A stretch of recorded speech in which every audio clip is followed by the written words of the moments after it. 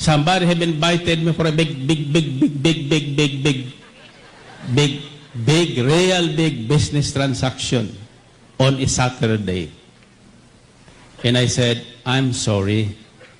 No matter how big that is, my God is bigger than that.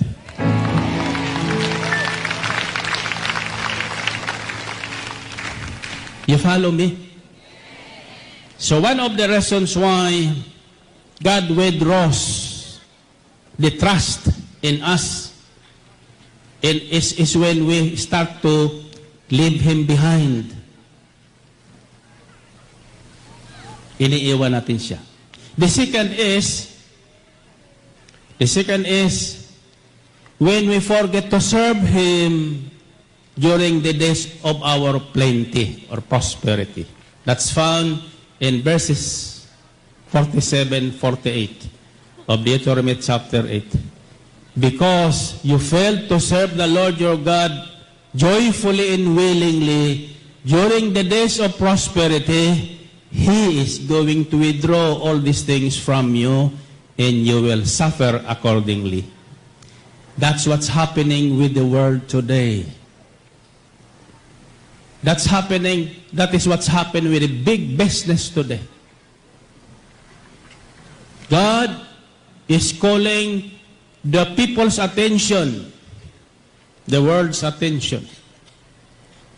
Kayong mga napunta sa ibang bansa, nakalimot sa inyong panata at pangako na maglilingkod sa Diyos, samang kayo dalhing bansa. Ano ang ginawa sa inyo ng Panginoon nang kayo makalimot? Maraming tumatawag sa akin after 10 years, umiiyak sa telepono, kalimutan ko nang ang pangalan. Kako, bakit? Sino ho ba kayo?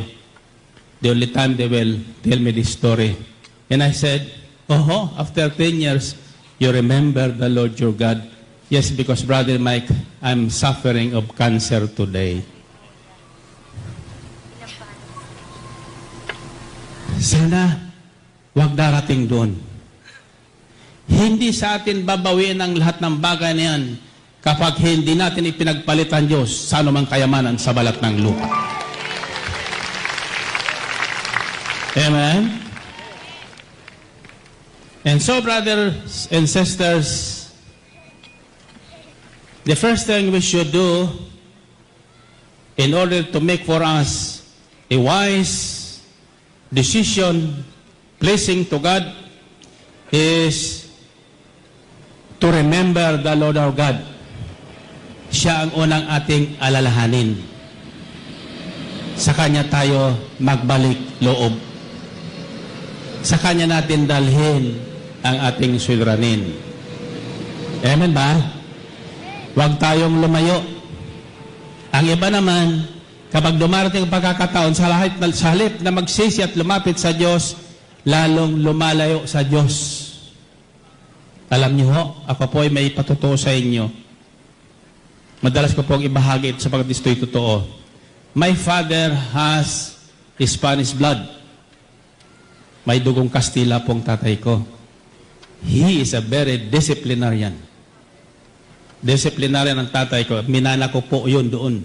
That's why I'm quite really disciplinarian to my children and to anybody in this gawain.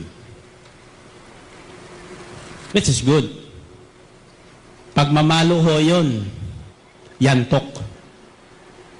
Kung hindi sinturon. Pag ikaw ay tumakbo, hahabulin ka niya, tsak aabutin ka. Hindi lang isang tama, baka apat pa. Ganyan ang ginagawa namin mga kapatid. Sa takot, tumatakbo. Palayo. Hinahabol ng tatay ko, tsak inaabot sila. Ako baliktad.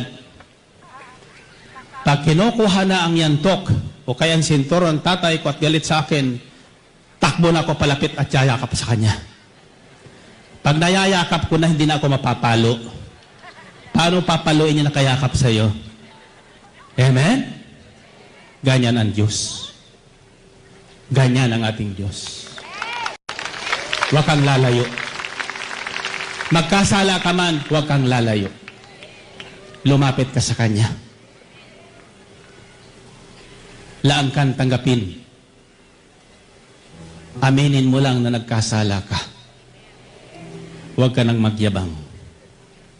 Amen ba? Amen. Purihin natin ang Panginoon. Purihin ng Diyos. Glory to God, glory to Christ Jesus. The second factor to consider that should affect or influence believers' decision is the desire to know God's will and to walk in them. The desire to know God's will. Nalugi tayo. Huwag natin sisihin kung sino-sino. Huwag natin sisihin ating sarili. Huwag niyo sisihin ang Diyos. Alamin natin kung anong kalooban ng Diyos. Pag tayo ay mayroon damdaming laging ibig malaman kung anong kalooban ng Diyos sa lahat ng pangyayari, ipapaalam sa atin ng Diyos ang nangyari at kung ano ang nararapat nating gawin. Amen? In Psalm chapter 143 verse 8 to 10, it says, "Let the morning bring me word of your unfailing love, for I have put my trust in you. Show me the way I should go, for to you I lift up my soul. Rescue me from my enemies, O Lord, for I hide myself in you. Teach me to do your will, for you are my God. May your good spirit lead me on level ground." Ako ay umasa sa iyo, nagtitiwala na kung umagay ipagugunita. Nagtitiwala na kung umagay ipagugunita, yaong pag-ibig mo na lubhang dakila. Ang aking dalangin na sa iyo'y hibik, patnubayan ako sa daang matuwid. Ako ay umaasang iyong isasanggalang, kaya iligtas mo ako sa kaaway. Ikaw ay aking Diyos, ako ay turuan, na aking masunod ang iyong kalooban. Ang Espiritu mo maging aking tanglaw sa aking paglakad sa ligtas na daan. Ikaw ay nangakong ako'y ililigtas, pagkat dakila ka, iligtas mo ako agad. Iligtas mo ako sa mga bagabag. Purihin natin ang Panginoon. Purihin ang Diyos. Glory to God, glory to Christ Jesus. In other words, brothers and sisters, before we make any decision, the first thing we do is remember God. Second is, ask Him to reveal His will to you. And one of my short prayers is always in the morning, Lord, teach me to do your will, and I shall walk in them. Panginoon, turuan mo ko ng iyong kalooban, at ako'y lalakad sa inyong katuwiran. Tuwing umaga, inyong dasalin, sa maghapon, hindi kayo maliligaw. Narinig niyo ba yon? Tuwing umaga, iyan ang inyong dasalin. Anuman ang inyong tungkulin, anuman ang inyong suliranin, hingin niyo ang kalooban ng Diyos, bigyan kayo ng lakas, na iyon ang inyong lakaran. Kapatid, sa maghapon, kayo ay tuturuan at tutulungan ni Yahweh El Shaddai. Amen ba? Matthew 26:39 says, going a little farther, Jesus fell with his face to the ground and prayed, "My Father, if it is possible, may this cup be taken from me, yet not as I will, but as you will." Nang ang Panginoon ay naharap na sa mibigat na parusa. Parusa para sa akin na kanyang inako. Ang parusa, ang kamatayan ng kasalanan.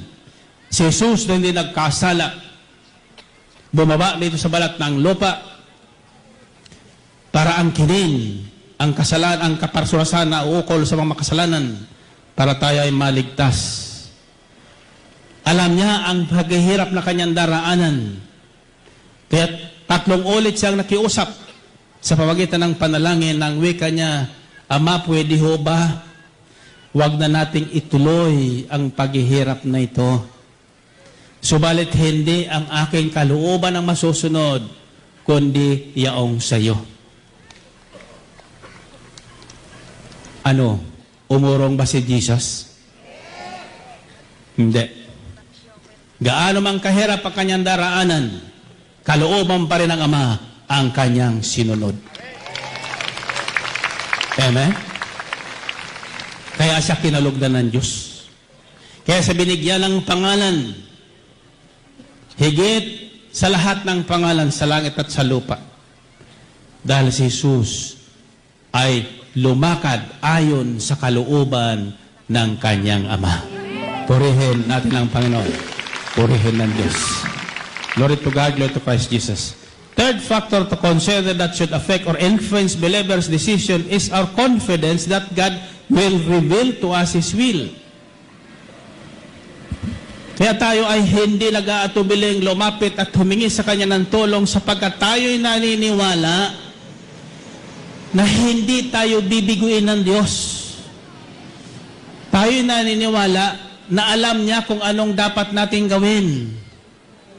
Tayo'y naniniwala na ituturo niya sa atin ang nararapat nating gawin. Amen? That's the big difference with unbelievers and believers. Because we have a God who knows everything. We have a God who is willing to guide us. We have a God who is willing to protect us. We have a God who is willing to save us.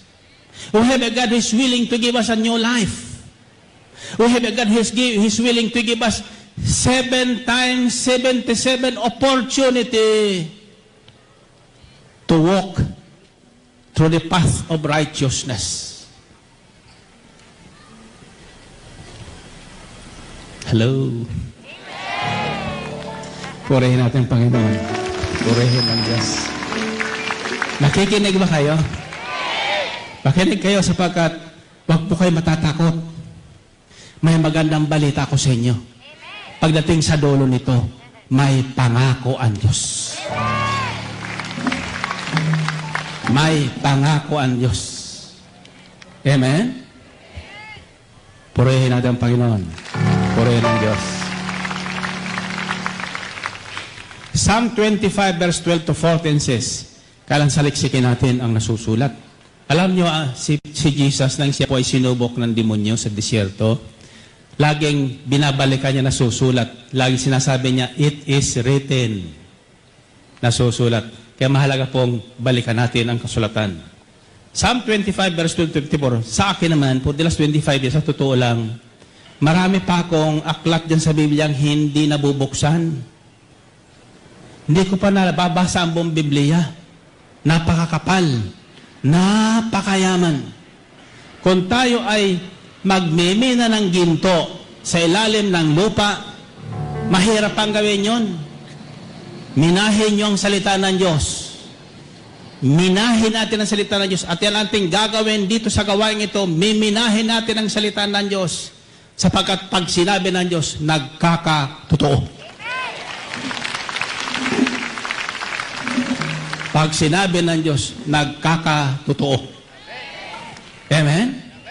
Kaya ako ngayon ay malakas ang loob na sabihin ko sa inyo na kayo ay pagkakalooban ng mana ng Panginoon. Bakit? Pangako yan ng Diyos eh. Diba? Pangako yan sa ating mga inuno. Ha? At yan ay para sa atin lahat. Amen? To all Christians, we belong to the promise of God to Abraham, Isaac, and Jacob. We belong to the Jewish race. Baka hindi nyo alam. Ha? We belong to God's chosen people. At hindi lang yun. Not only God's chosen people. We belong to the children of God. Tayo'y mga anak ng Diyos. Purihin natin ang Panginoon. Purihin ng Diyos. Amen ba? Andiyan pa ba kayo? Pakinggan ko kayong palakpak ng mga anak ng Diyos.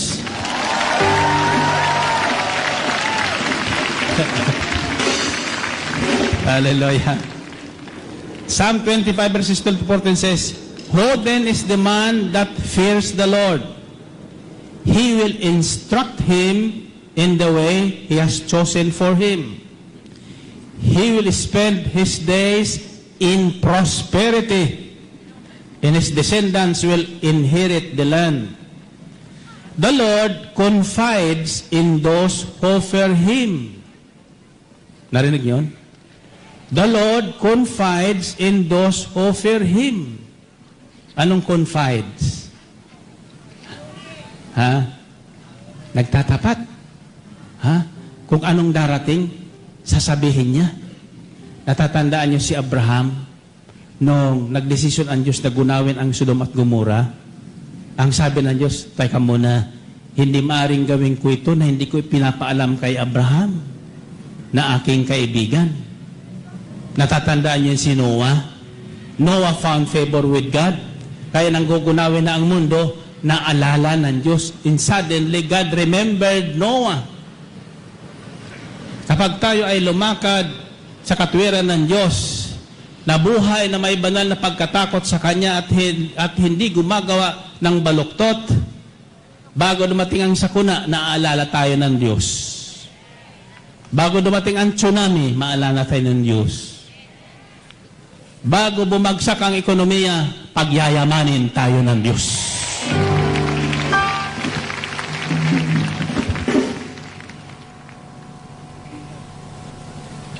The Lord confides in those who fear Him. He makes His covenant known to them. Ang tumatalima sa Panginoon Diyos, ang landas ng buhay Kanyang natatalos. Uunlad ang buhay at ang mga supling mamumuhay ligtas sa lupain. Sa tumatalima, siya ang kaibigan at tagapagturo ng banal na tipan. Sa tumatalima, ibig sabihin, sa nananalig at sumusunod sa Kanya, ang Diyos ang nagtuturo, nagpapaalala ng Kanyang mga pangako. Amen? Dumarating ang mga pagkakataon, kagipitan o karamdaman, kapag ikaw ay tumatalima sa Diyos, papaalala ng Diyos ang dapat mong gawin. Ang Kanyang pangako na ang wika niya, I am the Lord who heals. Ako ang Diyos na nagpapagaling. Lumapit ka sa akin at kita'y aking paghagalingin. Purihin natin ang Panginoon. Purihin ng Diyos. Glory to God, glory to Christ Jesus. Fourth factor. I'm sharing you the 7 factors that must influence our decisions.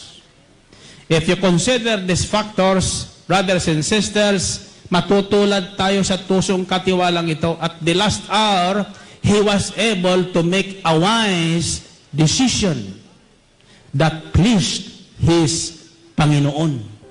Pinuri siya, natatanda nyo? Pinuri siya ng kanyang Panginoon sapagkat pambihira ang kanyang ginawa.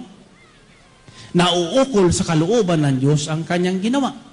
Amen? Bagamat hindi niya kayamanan ang kanyang pinamigay. Kayamanan ng kanyang Panginoon. Nasusundan niya ba?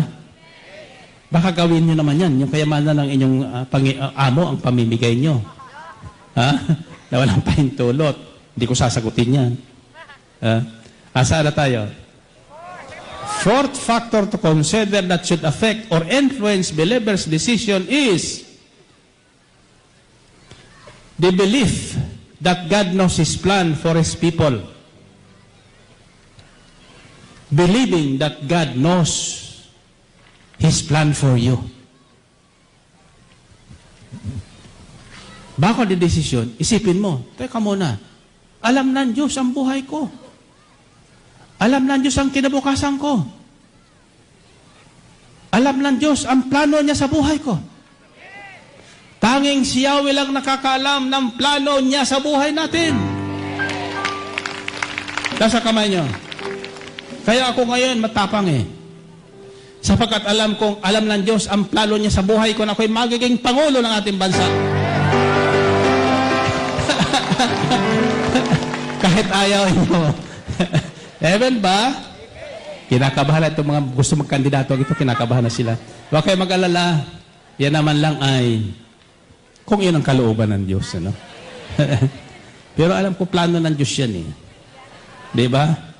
You know, the presidency is God's destiny yan. Ang nagpaplano niya na yung Diyos, di ba?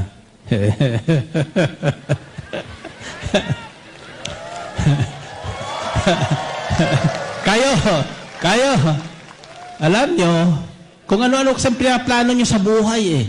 May plano ang Diyos sa buhay nyo. At hindi basta-basta ang plano ng Diyos sa buhay natin.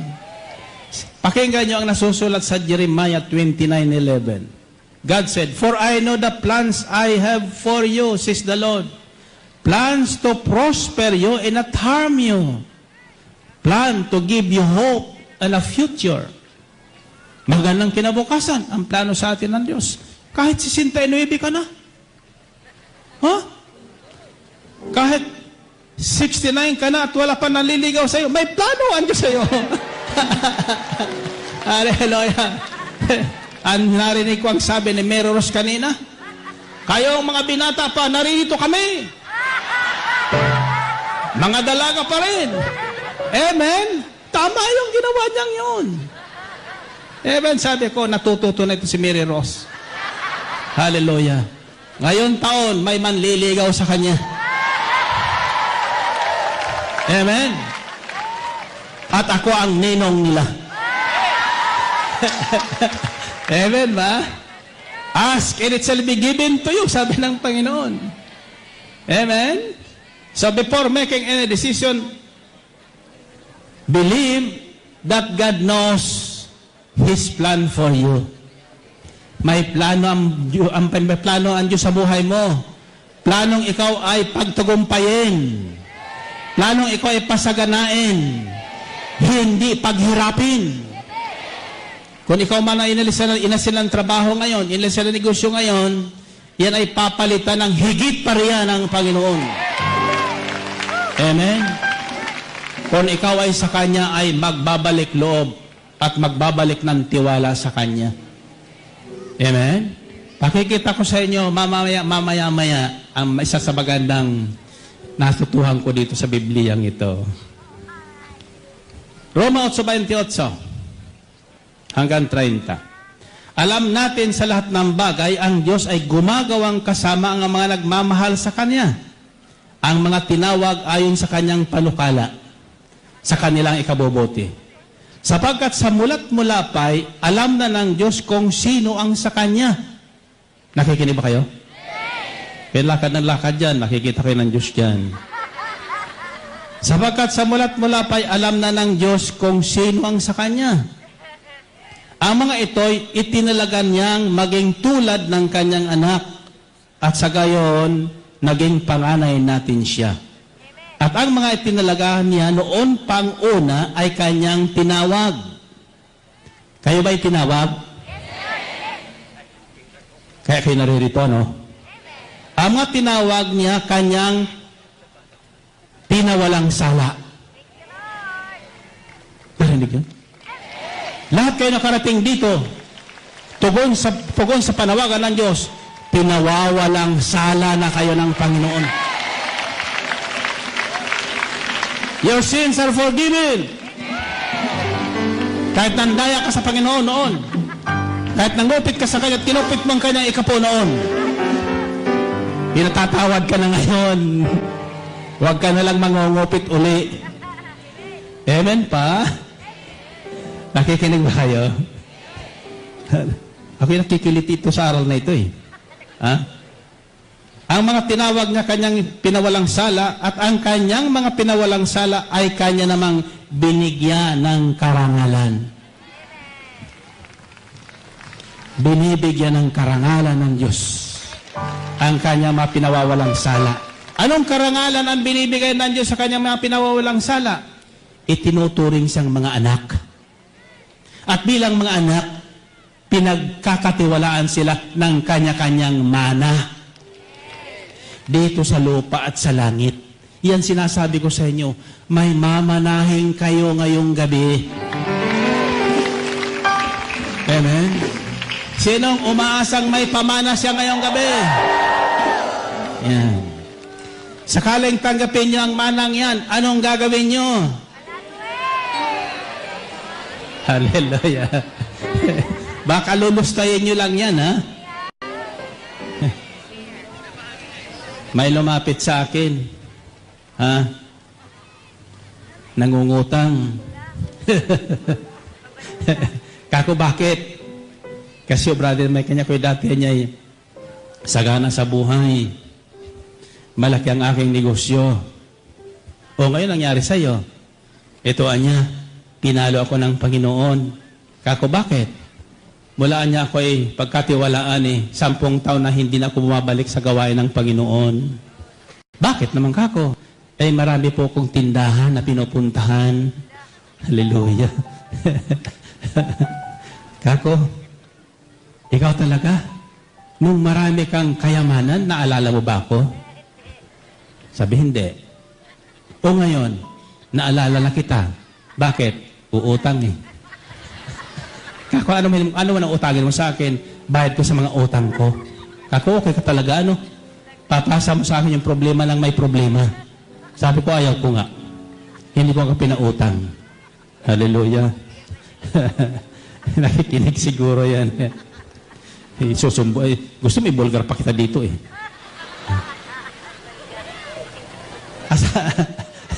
Asa na tayo? Anong number na tayo? 5. Fifth factor to consider that should affect or influence our decisions is God's promise to guide believers in their decision making. Ayan. Diba? See? Huwag kayong pupunta kung saan kayo hihingi ng payo. Sa Diyos kayo humingi ng payo. May pangako siyang tayo ay kanyang papayuhan. Siya ang dakilang tagapayo. Sabi sa Isaiah, di ba? Ang dakilang tagapayo, walang iba, kundi ang ating Panginoong Hesukristo. Psalm 32 verses 8 to 9 says, I will instruct you and teach you the way you should go. I will counsel you and watch over you. Do not be like the horse or mule, which have no understanding, but must be controlled by the bit and bridle, or they will not come to you. Ang sabi ni Yahweh, aking ituturo ang iyong daraanan. Ako ang sa iyo magbibigay payo, kita'y tuturuan. Huwag kang tutulad sa iyong kabayo o sa iyong mula, na para tumigil ay kailangan pang hatakin ang rinda. Kakita na kayong kabayo? Ha? May tali iya sa nguso, di ba? Takbo ng takbo yan kung sakay ka sa karitila. Ha? Tinatawag, sabi mo, tigil, ititigil, ay hatakin mo ang rinda para tumigil. Di ba? Huwag daw tayong tutulad doon. Ha? Nananawagan na ang Diyos Ayaw mo pang tumigil. Amen? Hanggang sa mabangga ka. Sinabi ng huwag maglalasing kung nagmamaniho. Ayan. Naglasing. Ano? Sumalpok sa bus. Patay. Amen ba? Sinabi na huwag magpapaputok pag-araw ng bagong taon. Ano ginawa? Nagpaputok. Ayan, wala ng kamay. Amen? Ang sabi ng Diyos, huwag kang tutulad sa kabayo at mula na walang nalalaman. Ikaw ay taong may karunungan. Pag may problema, kay Yahweh El Shaddai, lumapit. Amen? At kanya kang tuturuan. Kanya kang tuturuan. Amen? Kaya narinig ko, alam mo ng patotoo, pinakikig yung patotong yan May humingi ng payo dyan. Tungkol sa asawang nawawala. So pinayuhan ko, huwag mong susundan doon sa bahay ng babae ng ang mister mo. Kawawa ka lang. Anong ginawa niya? Sinundan. Natulog pa sa pagitan ng babae at ng mister niya.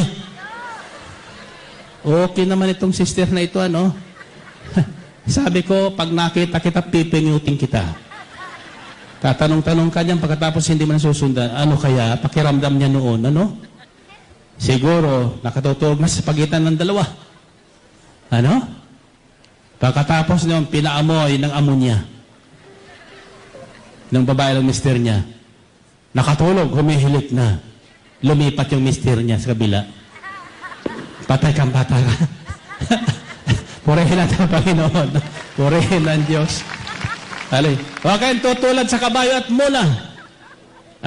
Na kung hindi pahatakin ang rinda, hindi titigil sa katatakbo. Amen? Ibig sabihin, kapag may nangyayari sa ating hindi kalugod-lugod sa ating pakiramdam at pananaw, ibig sabihin yan, sabi ng Panginoon, tigil ka na. Tigil ka na at malapit ka na mahulog sa bangin.